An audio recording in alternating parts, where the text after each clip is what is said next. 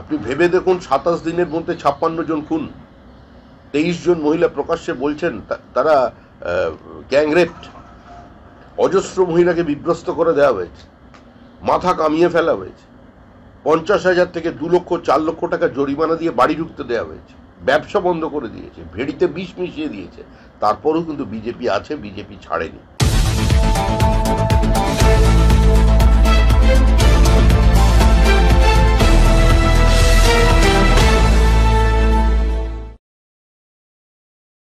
Into post-poll violence against SC and ST people in West Bengal in the recently held general election. Madam, unspeakable atrocities on the people belonging to the scheduled caste and scheduled tribe categories and minority community post declaration of results of the government of the general election to the House of the People are taking place in the West Bengal. Right from the beginning of campaigning for the 18th Lok Sabha elections in West Bengal and from the declaration of the result of the general election to the House of the People 2024, unspeakable atrocities have been unleashed on the poor people, including women and children belonging to the scheduled caste and scheduled tribe categories, rendering many of them dead men and homeless. A total of 8 innocent people have been lost their lives because of this mindless attack. I would therefore like to request the government to undertake concrete action to protect the life and properties of persons belonging to the scheduled caste and scheduled tribe categories affected by the post-poll violence in West Bengal. একটা গুরুত্বপূর্ণ issue তুলেছেন, কি বিষয়টা? দেখুন, ধারাবাহিকভাবে পশ্চিমবঙ্গে SC, ST এবং minority এই কমিউনিটির উপরে অত্যাচার হয়ে আসছে। আমাদের ৮ জন কর্মী মারা গেছেন, তার মধ্যে একজন এসসি মহিলাকে পিটিয়ে খুন করা হয়েছে, একজন সংখ্যালঘু মহিলাকে সম্পূর্ণ বিভ্রস্তা করে দেওয়া হয়েছে, আমাদের একজন সংখ্যালঘু কর্মীকে খুন করা হয়েছে। তা পশ্চিমবঙ্গে এই যে স্টেট স্পন্সর্ড অ্যাট্রসিটিস চলেছে তফসিলি জাতি উপজাতিদের ওপরে, সংখ্যালঘু সম্প্রদায়ের ওপরে ধারাবাহিকভাবে, তো সেইটাই আমি স্পেশাল মেনশনে আজকে রাজ্যসভায় তুলেছি। আচ্ছা ভূমিকা, আজকে মহারাষ্ট্র সরকারের তরফ থেকে একটি প্রকল্প আনা হয়েছে যেখানে বলা হচ্ছে যে ১,৫০০ টাকা করে মেয়েদেরকে দেওয়া হবে ২১ থেকে ৬০ বছর বয়সী মহিলাদের। তাহলে পশ্চিমবঙ্গের লক্ষ্মীর ভান্ডার স্কিমেরই এখন রেপ্লিকা কি মহিলা ভোটদানতে মহারাষ্ট্রে? দেখুন, পশ্চিমবঙ্গের যিনি মুখ্যমন্ত্রী তিনি এটা নিয়ে এসেছিলেন মধ্যপ্রদেশ থেকে। প্রকল্পের নাম ছিল লাডলি লক্ষ্মী যোজনা। ওখান থেকে তিনি লক্ষ্মীকে এসোমা লক্ষ্মী বসো ঘরে বলে পশ্চিমবঙ্গে নিয়ে এসেছিলেন, করে রাজ্যটাকে লক্ষ্মী ছাড়া করে দিয়েছেন। এখন মানুষের সামনে যদি বলে যে আমরা বা এনডিএ সরকার তৃণমূল কংগ্রেসের অনুকরণ করছি, তাহলে তো হাস্যকর বিষয়। লাডলি লক্ষ্মী যোজনা যিনি মধ্যপ্রদেশে ইন্ট্রোডিউস করেছিলেন তার নাম ছিল শিবরাজ সিং চৌহান। ৮ লক্ষ ভোটের ব্যবধানে লোকসভায় জিতেছেন। কোনো রক্তপাত নেই, বুথ দখলের অভিযোগ নেই, ইন্টিমিডেশনের কথা কেউ তোলেনি, তার বিরুদ্ধে কোনো প্রার্থী বসে সেখানে ধর্ণা দেয়নি, সেখানে কোনো ভোট পরবর্তী হিংসার গল্প নেই, আগুন লাগানো নেই, জেসিপি দিয়ে বাড়ি ভেঙে দেওয়া নেই, মাথা কামিয়ে দেওয়া নেই। এটাই হচ্ছে আসল বিষয়। শ্রমিকদা, একটা অন্য কোশ্চেন, শ্রমিকদাকে 2023 সালে বিহার কনস্টেবল যে সেখানে প্রশ্ন ফাঁস হয়েছিল, 4 জনকে অ্যারেস্ট করেছে বিহার পুলিশ, সেখানে 3 জন পশ্চিমবঙ্গ যোগ রয়েছে। উত্তর 24 পরগনা যারা কনস্টেবল রিক্রুটমেন্টে স্ক্যাম করেছিল বিহারে, বিহার পুলিশ অ্যারেস্ট করেছে 4 জনকে, 3 জন পশ্চিমবঙ্গের, এবং যে মূল অভিযুক্ত এখন নিটের সঞ্জীব মুখিয়া, সেও পশ্চিমবঙ্গে এসে 1 সপ্তাহ থেকে গেছে। এরকম একটা সম্পর্ক দেখা যাচ্ছে পশ্চিমবঙ্গের সম্পর্ক। দেখুন, দুর্ভাগ্যের বিষয় এটাই, এটা বাঙালি হিসেবে লজ্জা যে সমস্ত অপরাধমূলক কাজকর্মের সঙ্গে পশ্চিমবঙ্গের নাম জড়িয়ে যাচ্ছে। সেই জঙ্গিহানাই হোক, কারণ 2026-11 ঘটনায় 2টো সিম কার্ড সংগ্রহ করা হয়েছিল মৌলালির পাশের একটি পানের দোকান থেকে। এবার আরেকটা ঘটনায় পশ্চিমবঙ্গের নাম উঠে আসছে। একদিকে এটা যেমন সন্ত্রাসবাদীদের একটা সেফ প্যাসেজ, এবং অন্যদিকে বিচ্ছিন্নতাবাদকে আরো বেশি উৎসাহিত করবার জন্য, মডিউলকে বাড়িয়ে দেবার জন্যই মাটি ব্যবহার করা হচ্ছে, এবং বিভিন্ন অর্থনৈতিক দুর্নীতির সঙ্গে আজকে পশ্চিমবঙ্গের নাম জুড়ে যাচ্ছে। এটা একজন বাঙালি হিসেবে, পশ্চিমবঙ্গবাসী হিসেবে লজ্জার বিষয়। তবে আমি আবার বলছি যে উত্তর 24 পরগনা হচ্ছে জালি কাগজ তৈরির একটা আঁতুর ঘর। ফলস ভোটার কার্ড, আধার কার্ড, প্যান কার্ড সবচেয়ে বেশি তৈরি করা হয় আজকে উত্তর 24 পরগনায়। পশ্চিমবঙ্গের বিভিন্ন মাদ্রাসায় আজকে বাংলাদেশি নাগরিকদের হিন্দু নাম করে দিয়ে, সার্টিফিকেট দিয়ে তাদের এখানে ঢুকিয়ে রেখে দেওয়ার সাহায্য করাচ্ছে। এর বিরুদ্ধে কঠোর পদক্ষেপ হওয়া দরকার, কারণ এটা কোনো রাজনৈতিক বিভাজন আমি বলবো না। বাংলার সমস্ত মানুষকে দলমত নির্বিশেষে উঠে উঠে গ্রেটার বাংলাদেশ যাতে না হল, অন্তত এই বিষয়ে সচেতন হওয়া উচিত।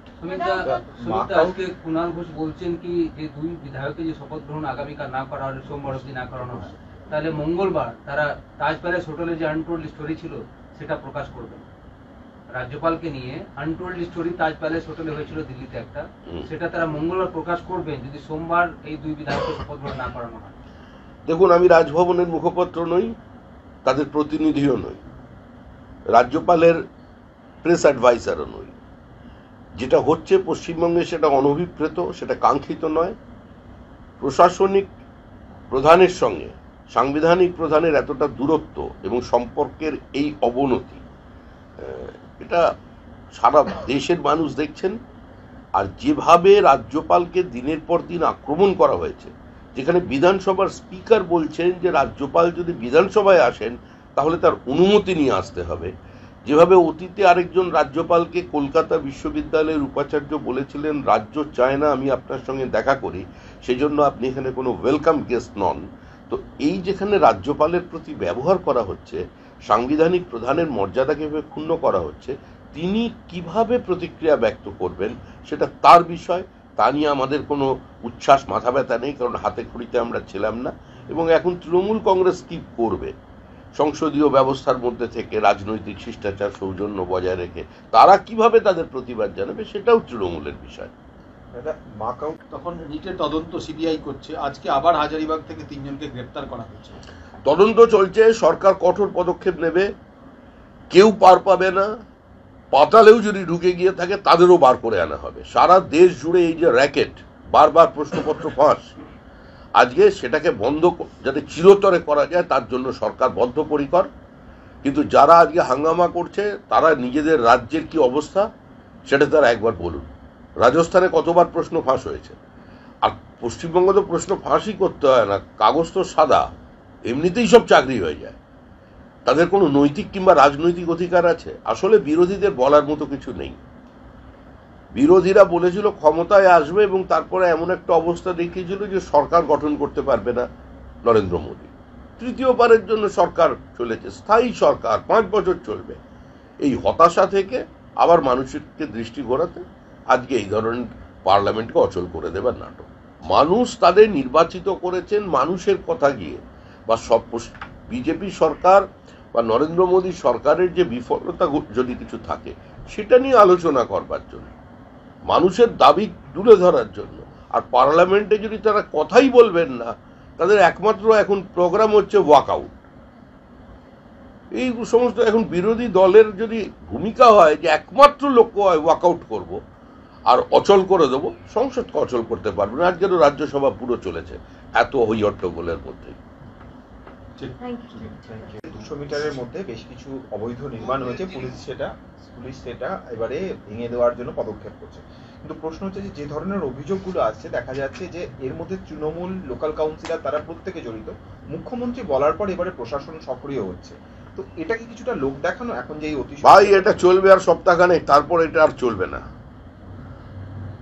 তৃণমূল কংগ্রেস যদি জবরদখল করা জমি উদ্ধার করতে যায়, খাস জমি উদ্ধার করতে যায়, দেবোত্তর সম্পত্তি উদ্ধার করতে যায়, ওয়াকফ প্রপার্টি উদ্ধার করতে চায়, যদি জঙ্গলের কাঠ উদ্ধার করতে চায়, তাহলে তৃণমূল সরকারটা থাকবে না। তৃণমূল কংগ্রেসেরই একজন বিধায়ক, মেয়র, নেতা একবার বলেছিলেন বিধানসভায় দাঁড়িয়ে, যদি সিন্ডিকেট না থাকে তাহলে সরকার থাকবে না।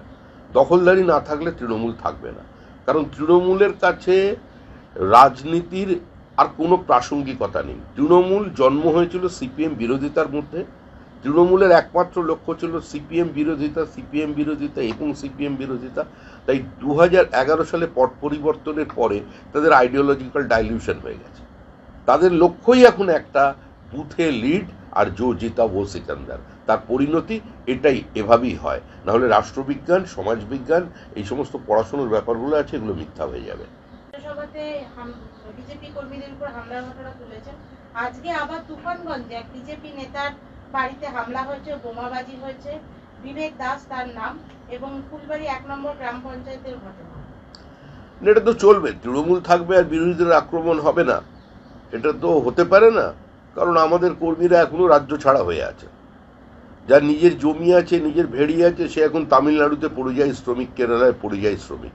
কিন্তু তারা যদি মনে করে তৃণমূল বিজেপিকে মেরে শেষ করে দেবে, তাহলে বিজেপি অন্তত এই 2024-এ যে লড়াইটা দিল, বিজেপি কর্মীরা এটা দিতে পারত না।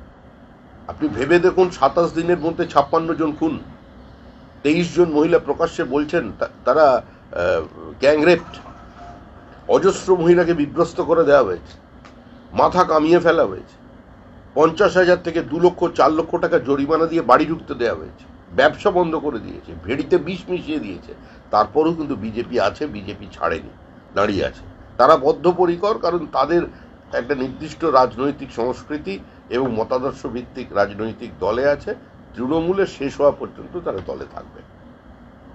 নিট নিয়ে যখন পরবর্তী তিনি প্রায় টানা 2 দিন শিক্ষকদের দ্বারা ঘেরাও হয়েছিলেন, তারপরে পুলিশ তাকে উদ্ধার করে। তিনি বলছেন তিনি কানপুর আইআইটিতে দীর্ঘদিন কাজ করেছেন। শিক্ষকরা এইভাবে ঘেরাও করে রাখতে পারে, শিক্ষকরা এই ভাষায় স্লোগান দিতে পারে, এই কালচার তিনি কখনো দেখেননি।